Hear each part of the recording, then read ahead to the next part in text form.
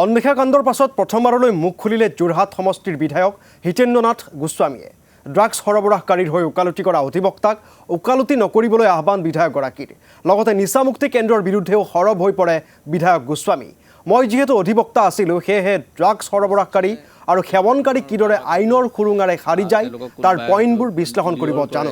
ড্ৰাগছৰ বাবে ভয়াৱহ পৰিৱেশ অসমত হৈছে জনাশুনা মানুহৰ ল'ৰা ছোৱালীয়ে ইচ্ছা কৰি ড্ৰাগছ গ্ৰহণ কৰিবলৈ লৈছে বুলিও মন্তব্য হিতেন্দ্ৰনাথ গোস্বামীৰ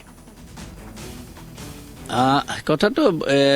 এইটো এটা সাংঘাতিক ডাঙৰ ফেনমিনা মানে এটা পৰিৱেশ হৈছে সাংঘাতিক ডাঙৰ পৰিৱেশ এটা আমাৰ অসমলৈ আহি গৈছে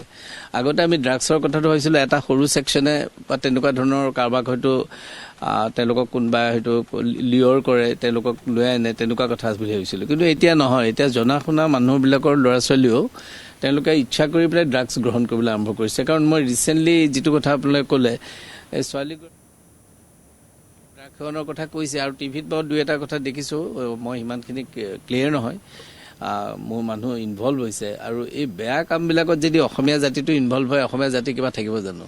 আৰু এই নিচা মুক্তি বুলি এটা যে কিবা কেন্দ্ৰবিলাক কৰিছে দিছ আৰ নট গুড মই সবকে নকওঁ কিন্তু বেছিভাগ আজি মোৰ ঘৰৰ বেকফালে মোক আজি গাঁৱৰ 3 মানুহে আজি 4 দিনৰ আগত আহিছে যে এটা ভাড়া ঘৰ বা এজন মানুহে ঘৰ লৈ পেলাই তাত নিচা মুক্তি কেন্দ্ৰ খুলিছে গাঁৱৰ মানুহে গমেই নাপায় এটা গাঁৱৰ মানুহৰ ভয় হৈছে আমাৰ পিছফালে আমাৰ যিখন গাঁও আছে ভয় হৈছে যে এইটোত আকৌ আমাৰ ল'ৰা ছোৱালী সোমাব নেকি সেইকাৰণে মই পৰহি তেওঁলোকক ক'লো যে গো টু দা মানে সেই মানুহজনৰ ওচৰলৈ যোৱা আৰু কোৱা যে আপোনালোকৰ ভাড়াঘৰৰ পৰা ইয়াৰ পৰা যাওক ভাড়াঘৰ ক'ত লৈ লওক নিচামুক্তি কেন্দ্ৰবিলাক মই ৰাইজক মুকলিয়ে কম যোৰহাটৰ কোনো ঠাইতে আপোনালোকে এলাউ নকৰিব আপোনালোকে বাধা দিব নিচামুক্তি কেন্দ্ৰ কৰিবলৈ হ'লে ভাল ধৰণে SP দিছে ভালকে চেক কৰাৰ পিছত কৰিবলৈ দিলে ভাল মই নাজানো NGO কিছুমান থাকে বুটকৰ নিচামুক্তি কেন্দ্ৰৰ কাৰণে তেওঁলোকে ফান্ডিং কৰে নেকি মই নাজানো মোৰ ঘৰৰ পিছফালৰ যেটো ঘটনা ঘটিছে আজি 3 দিনৰ আগতে মই এটা কৈছো তেওঁলোকে কৈছে মানুহজন এতিয়া নাই মালিকজন ইয়াত নাই কিন্তু নিচাযুক্ত ল'ৰা ছোৱালীখিনি আছে তে কোনে চাইছে কোনে নাইছে ওচৰৰ মানুহখিনিক মই ক'লো আপোনালোক গো দেয়াৰ আৰু আই উইল টেক একশ্যন আজি তাইকত সেইকাৰণে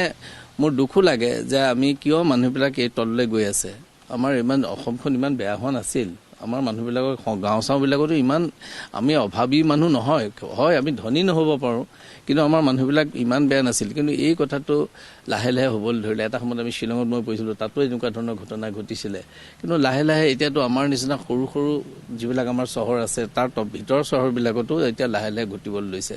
আৰু এইটো বৰ দুৰ্ভাগ্যজনক মই আজি প্ৰায় এবছৰ নহ'ব নেকি 7-8 মাহ হ'ব কি জানি বঙালপুখুৰীত ল'ৰাজন আপুনি জানে মই নিজে গৈ চালোগে পুলিচৰ তেওঁলোকৰ অলপ ইনএকশ্যন আছিল